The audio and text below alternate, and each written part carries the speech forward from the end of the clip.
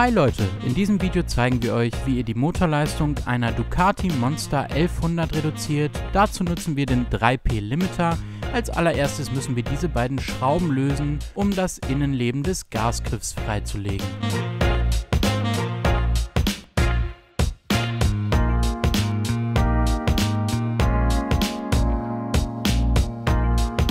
Sobald beide Schrauben gelöst sind, können wir den vorderen Teil der Abdeckkappe abnehmen und legen das Innere des Gasgriffs frei. So sieht das aus. Jetzt nehmen wir unseren Limiter zur Hand, das ist der hier, und legen ihn einfach so hier unten in diesen Kanal ein.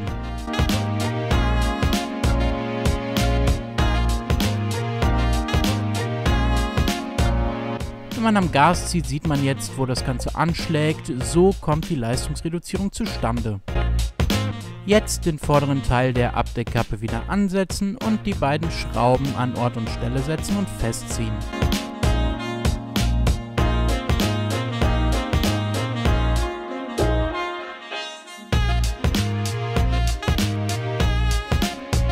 Das war's auch schon. Das Motorrad verfügt serienmäßig über 66 kW und wir drosseln das Ganze auf A2-taugliche 35 kW.